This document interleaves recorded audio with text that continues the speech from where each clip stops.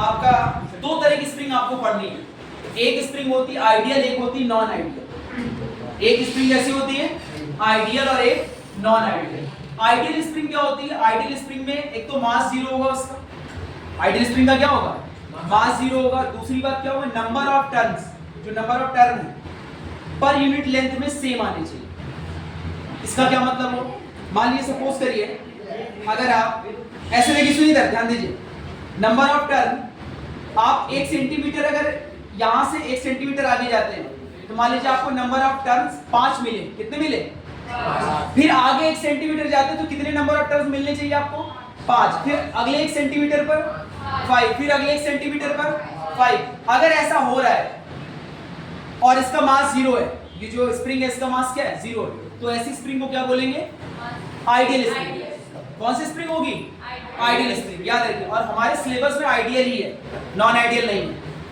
जितनी भी स्प्रिंग पढ़ेंगे हम कैसे पढ़ेंगे? Ideal spring. नॉन आइडियल क्या होगी? सर इसका मास होगा और नंबर ऑफ टर्न्स क्या होंगे? पर यूनिट लेंथ में डिफरेंट आएंगे। सेम लॉजिक, क्या 1 सेंटीमीटर यहां से यहां मूव कर रहे हैं तो मान लीजिए नंबर ऑफ टर्न्स 5 मिले, फिर अगले 1 सेंटीमीटर पे नंबर ऑफ टर्न्स 3 मिले, फिर अगले सेंटीमीटर नंबर ऑफ टर्न्स 2 मिले, तो हर 1 सेंटीमीटर मूव करने पे नंबर ऑफ टर्न्स चेंज हो रहे हैं क्या?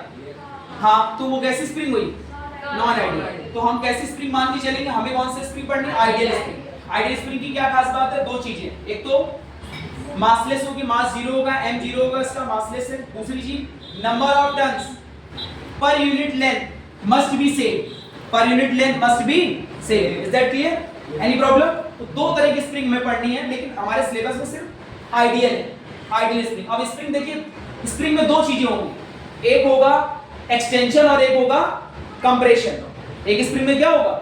एक्सटेंशन होगा और एक कंप्रेशन होगा। स्प्रिंग को दबा दो, ये नहीं कंप्रेस कर पाएंगे, लेकिन इसमें एक्सटेंशन ही होगा।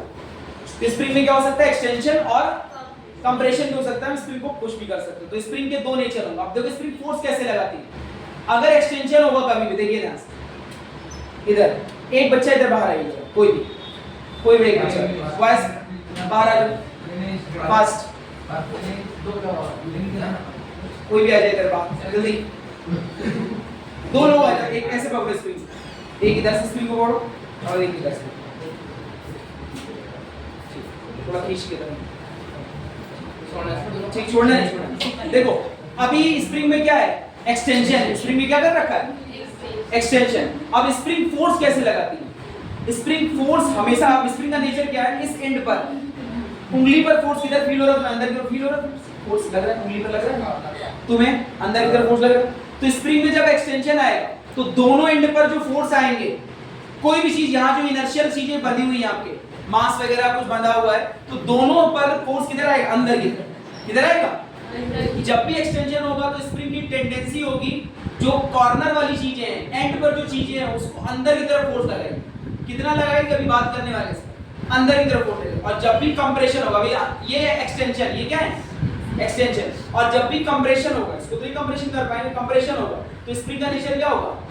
बाहर जाने की टेंडेंसी होगी। तो स्प्रिंग में दोनों एंड पर जो भी ब्लॉक होंगे उन पर फोर्स किधर लगेगा?